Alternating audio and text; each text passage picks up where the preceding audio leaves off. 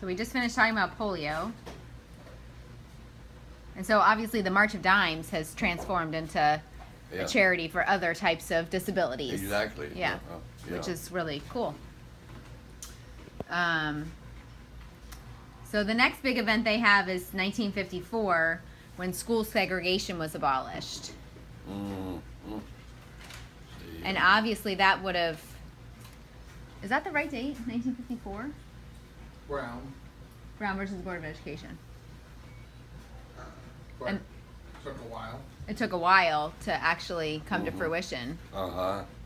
Mm-hmm. And you obviously had some school-age kids, several, during that time period. So Right. did that impact your family directly, or your school, your kids' school? And now I guess I guess it did more than I was aware of. It didn't. They put children in made sure that they didn't have to go to a separate school, but they came into began to enroll in regular schools, and they were accepted because of the law, you know. Right. But actually, they weren't treated as you would expect. You know, you weren't really aware of it. You didn't realize that, and I know I didn't. It didn't bother me that some of the blacks were in there. Of course, in my day, we didn't have any black people in my school, but and they had a separate school, and I thought that's because they wanted it that way. You know? I didn't realize they were excluded. Being excluded. And so when it happened, then later, I had children in school, and realized that, well, yeah, it's better for them. They get a better education if they can come to the regular school. But I didn't realize at that time that they were being excluded still from functions and things that I wasn't excluding them, but it was happening almost unknown to me at the time. I didn't see any difference in them, you know, in the black children. It just never bothered. It never dawned on me that they should be treated differently than white people. You know. Yeah. It just never did dawn on me, but except that other than the fact that I was aware before that. Yeah. That I didn't think that it was very good for black people to marry white people. Right. To mix marriage, I didn't think it was a very good thing to do because it didn't follow what the natural laws are. Right. I thought of it in terms of like animals, that you don't find animals mixing with one another. Right. They accepted them, but right. they didn't mix, and so I didn't think that was a very good idea. But I didn't resist it ever. Right. Right. I never did. Cindy one time said, "You're a racist, Dad." But no, the only. No. I'm positive I'm not a racist. Yeah. It's the fact that I think that they should be wherever they want to be in right. society. Yeah. So I have no function, compulsion at all. So then the next big event they have is in 1957, the space race begins with the Russian launch of Sputnik. Yeah. Oh, yeah. That was really really interesting. Yeah. Yeah, that was really fun to watch the development of that thing. It's amazing what is beginning to take place. We began right away to see benefits of that. Mm-hmm.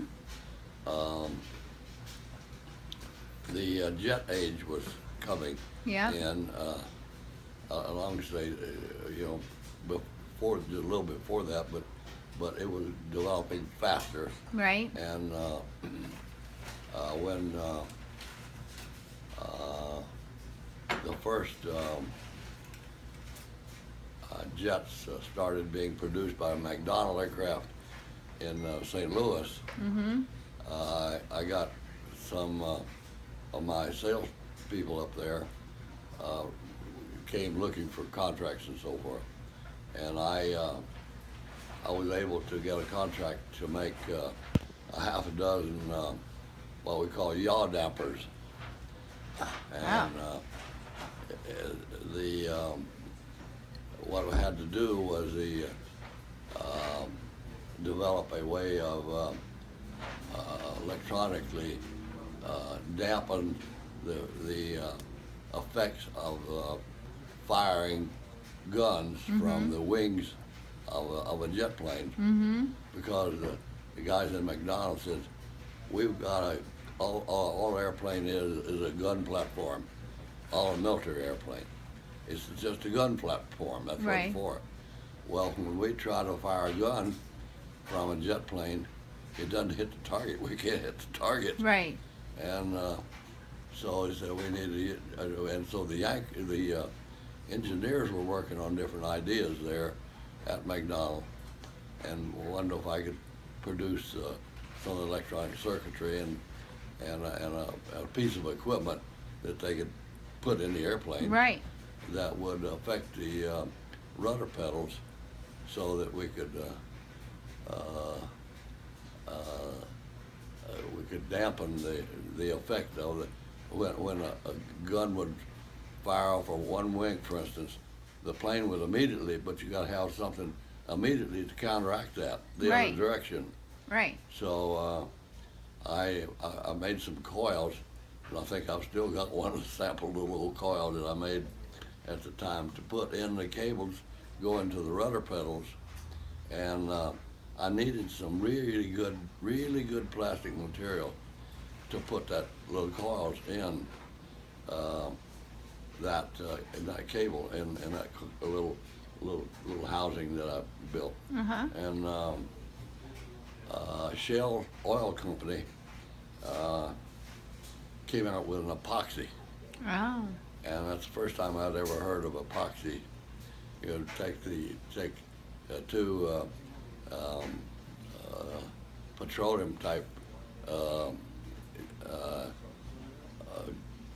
material and mix it with a hardener and so forth, and you could pour it into a mold Uh-huh. and put the other container in there, and it will harden like Bing, just gets so hard. Well, it's available now. Right. Two-part epoxy, they call it now. Well, that was the first development of it, and we found that Shell Oil Company had been doing that because of the space program.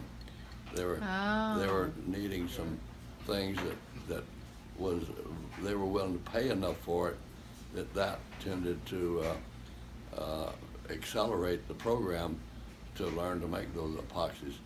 And I started appreciating that space program even more because it was promoting the supply of some ungodly materials for us, Right. for other things too. Right. Because it was paid for, really, the development of it by the space program. So I appreciated that space program Wow. very Interesting. much. Huh. I wouldn't have thought that was the kind of answer you would have had for that Yeah. big event in history. Yeah.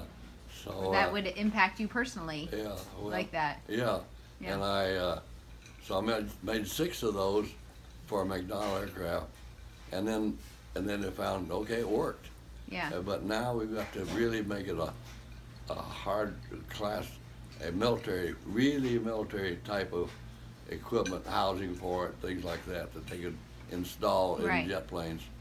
And so they went to one of their regular I forget the name of them now. They're regular contractors that did a lot of military stuff, and that's who they let the rest of the contracts for. Wow. Was Right. the other guy got the Right. the most of the military contracts. Right. Right.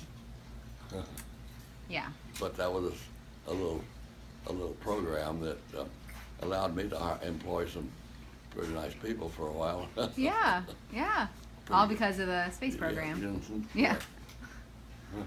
So the next event is 1963, which is when JFK was assassinated.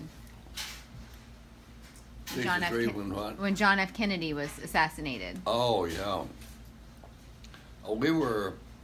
Walt and I were had left the plant and went over to Colonial Tower and over on the highway in Cape Girardeau there, right where Broadway intersects the main highway drag, north-south highway drag coming down from St. Louis.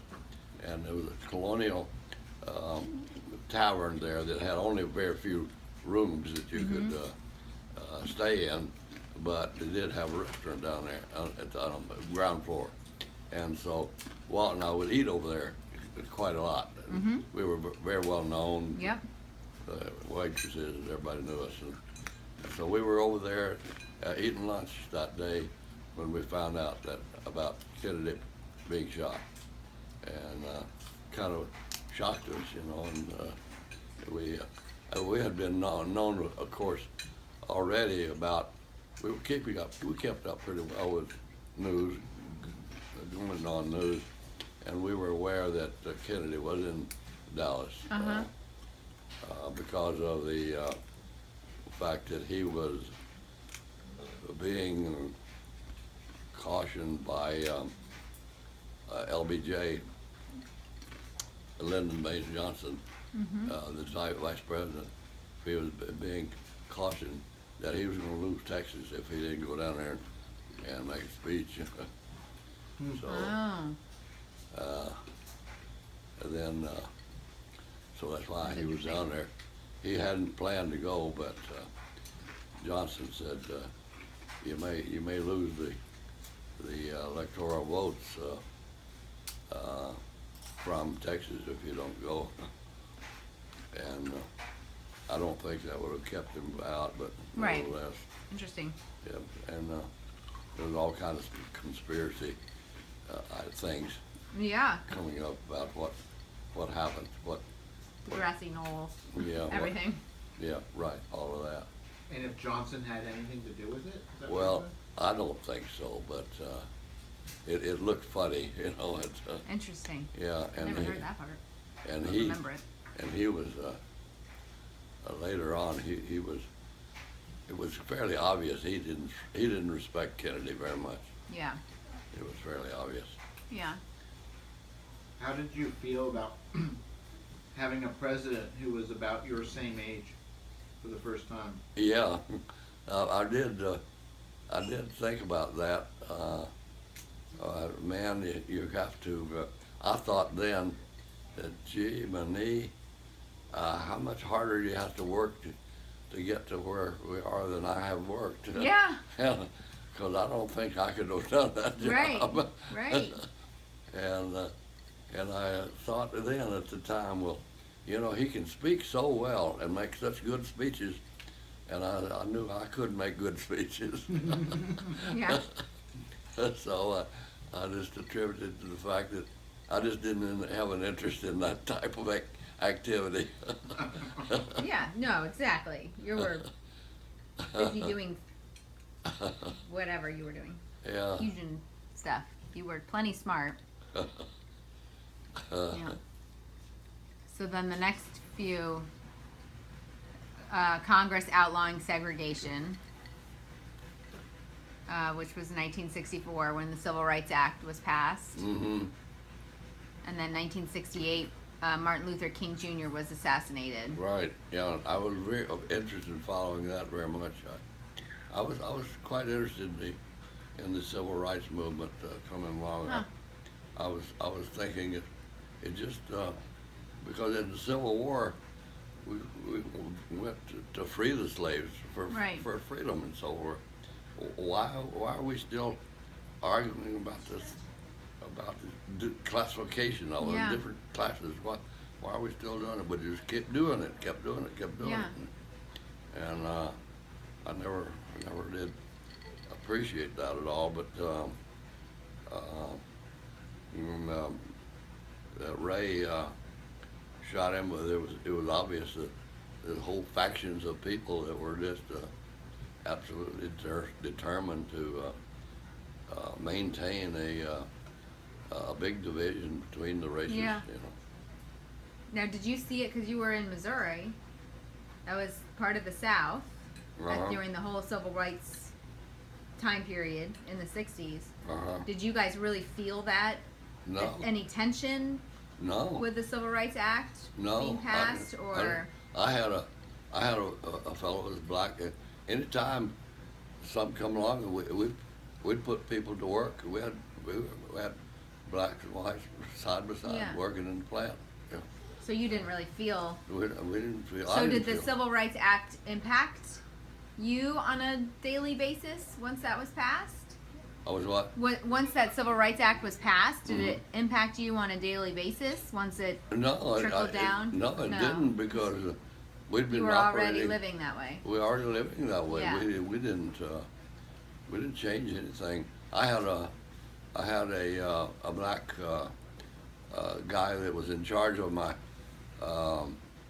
warehouse, and he kept up with all materials. You know how many stuff, and of course every year you have to take an inventory of all your materials and stuff in the stock room, and he was in charge of that, and I kept he wasn't married, but he lived with his mother, and so one day I found out that he had won a Rolls Royce automobile. Oh. And I said, "Gee, Benny, what? How come you do that?" And he said, "Oh, I don't know." I said, "Well, what made you enter that race?" And that promotion for that. And he said, "Oh, I just fill them all out. I just every time any one of those things come along he said, I just fill them all out, you know."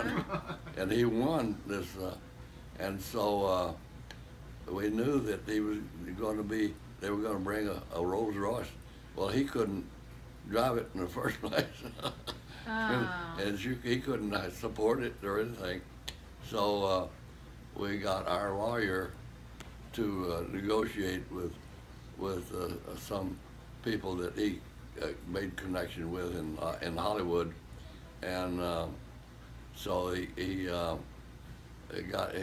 our lawyer sold that car for him, and it was delivered to our plant, our manufacturing plant, and he got in, rode around the block, and another guy took it over, and then of course, and then he got all of the money, and they built a new home for his mother. Oh my gosh, that's awesome. That's the way we felt about our black people. He was just another one of our employees, you know. How did you feel at that time, starting probably in about 1960, you had your first children go to college, right? Ramel probably went to college for the first time. Yeah, that's the 50. Chris started college in '62, right? Yeah, and let's see, Ramel started and she finished in 59. Was it 59? She graduated from high school in '59. 59 high school. Who? Ramel. Oh. 59 from high school. Oh. Okay. Right? 59 was a notable date, I remember. Yeah. Yeah, and she went over there. And she went to college? Yeah, went to Southern Illinois University. Okay. That was in Carbondale, okay. Illinois, and that was about 60 miles away. So went over there, and I got her uh, took her over there and got her started and everything, and she went into sorority, so her living was taken care of and so forth. So she didn't have to worry about transportation somewhere. She was on campus all the time. Yeah. And everything was working out really good until finally, in her senior, I guess, I don't know if it was her junior year, it must have been her junior year, that she met Roger and they wanted to get married. Well, she'd met him, of course, way before that, but he had been in the Marine Corps, and so he had missed some part of college, so he was a little older than she was, but and Nana was very upset about her marrying too soon. She thought, and I thought too soon also, but I wasn't as upset about it as Nana was. But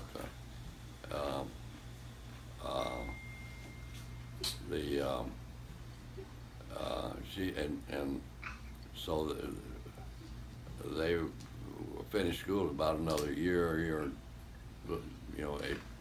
12, 13 months, something like that. Okay. Anyway, that was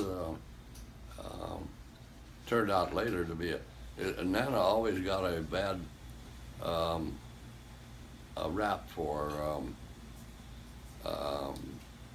not accepting Raj, but Raj had a sense of humor that's quite different to Nana, and Nana didn't have a sense of humor. Yeah. And he tells jokes and stuff that she never would understand. She just didn't appreciate. She didn't appreciate it, but she just didn't understand it. He got by with that with Edie because of the way his jokes were. Right. And but Nana just would not accept it, and so it was very difficult because it was hard for Mel to have to accept that. She'd like for Nana to have accepted Raj the same as Nita and as Edie did, but it just wasn't in the cards. And one time, I shouldn't say anything about it. It was a hard relationship. Yeah. And it was probably hard for Ramel and right. and Nana. Yeah. Yeah. Mm-hmm. Yeah. Yep. Well. Yep. But your kids didn't go far. Your children did not go far away. No. Well, Cindy,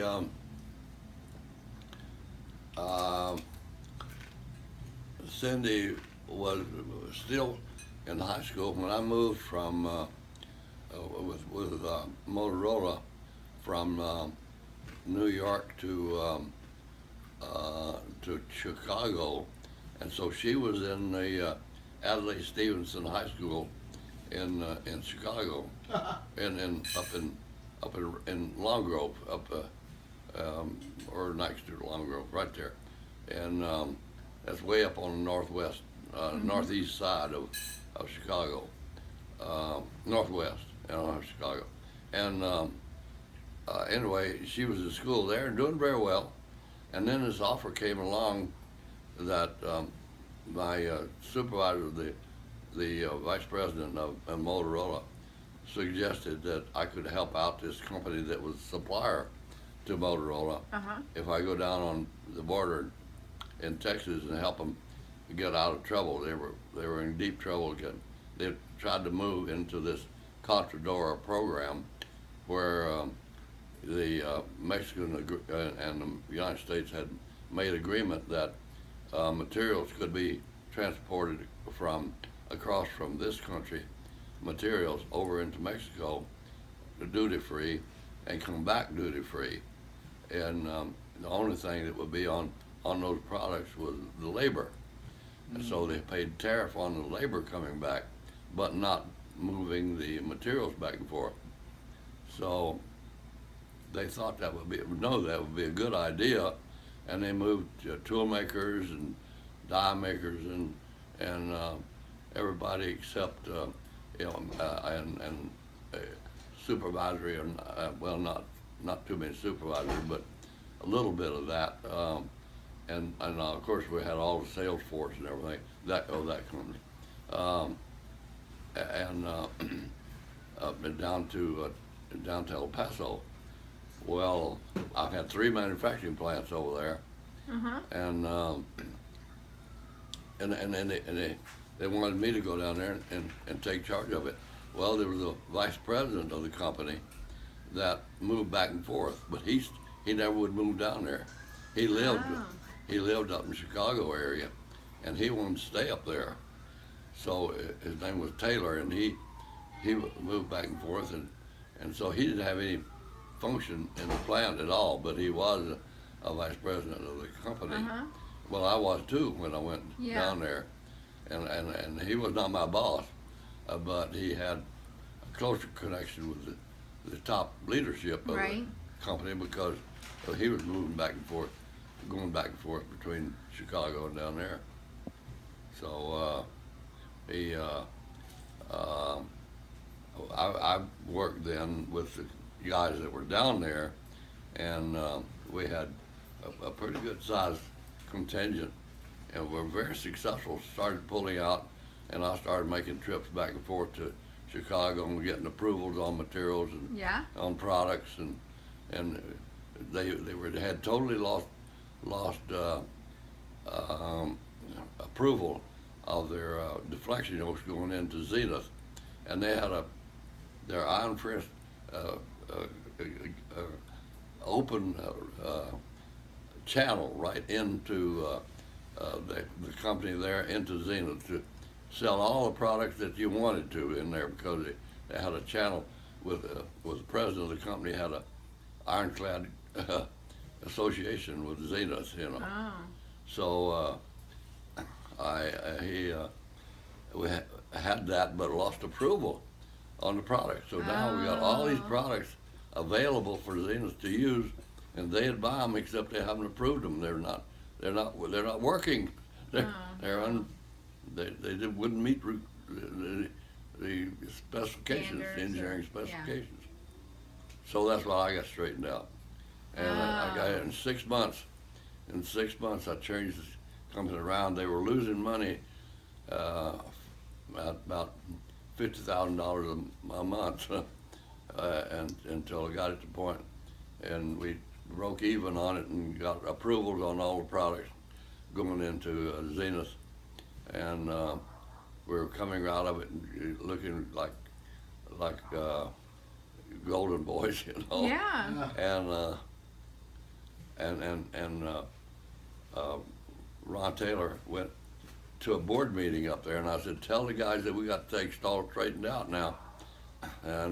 But he wasn't a very effective leader, so he attended the meeting, and I knew the meeting was going on, and I was invited, but I didn't go. And so the board decided, we've been trying this long enough, and we've been losing enough money, so we're just going to quit. Yeah. So they decided to close it up, and they this is getting away from That's all right. the history. It's interesting. That's okay. Yeah, but it's still seeing what's going on. And was that your first time out of the United States, or had you already been? Manufacturing, yeah, it was the first time. But I had no, I don't think I had. At that time, I had not gone anywhere out of the country. No, never, for anything. But anyway, the Components Corporation of America sent a contingent down there to see about buying some of the equipment, because they had announced they were going to sell some of the equipment. Yeah. And so they came down there, and Gene Powers, the president of the company, sat across my desk down there, and Juarez, and offered me a real good job.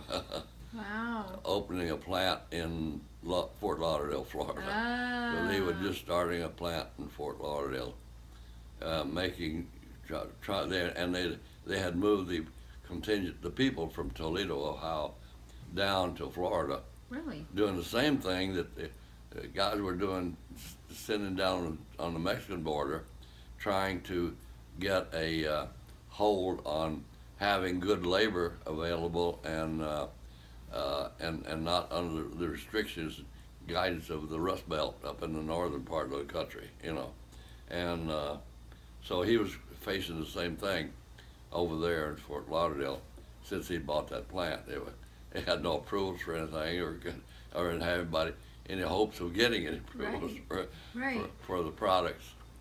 And I was pretty well known in the industry for that capability at that time. I think it was 5 of us that had that capability, that had that, reputation. Let's put it that way. Yeah. And so he offered me a good job, and so I took a contingent of the guys that I had there with me, and we came and visited Fort Lauderdale, and we all decided. So I brought my main tool maker and a guidance guy and a supervisor, sort of a supervisor, and we came to Fort Lauderdale, checked it out, decided to go, and so that's how come we moved into Fort Lauderdale. In the 70s, and that was 1970. In the 70s, early 70s. Yeah. Yeah. And Cindy was in college. Yeah, and Cindy, now that was part of it. She started from El Paso then, because she finished high school, and then she came down there. She stayed in Chicago, right, during She high stayed school? there until she finished high school. Stayed with a family there that they were really good friends, and Jill came down and visited her and said in El Paso after we were there, and they finished school and she came down and visited, and then Cindy entered University of Northern Colorado in Greeley, for special education children. And so, but that didn't hang very well to her. Chris told me one time, I was concerned with the fact that she was going to quit, said she was going to quit, she was going to leave there. She needed to go someplace else, and I said, I was very much concerned about it, worried about it. And Chris said that, don't worry about it, Dad, she's got her head on her shoulders. Okay. It's not a very good environment for her out there. Yeah. Was it important to you and Nana that all 3 of your kids go to college? It was very important. very much, and I just wanted to be sure that could happen, and so I was very concerned about it. But then she turned around, came down to Fort Lauderdale with us, and I had already moved. She hadn't quit. She just didn't go back to school the next year. Yeah. She just didn't go back. And so then she went to work for Disney World. Yep. And did that for a little while. That was a big opening, facility opening in Florida. That's so cool. How you doing on your scotch? Just about got her down. Alright. Where are you talking so much? Yeah. I know. I want to distract you from the scotch.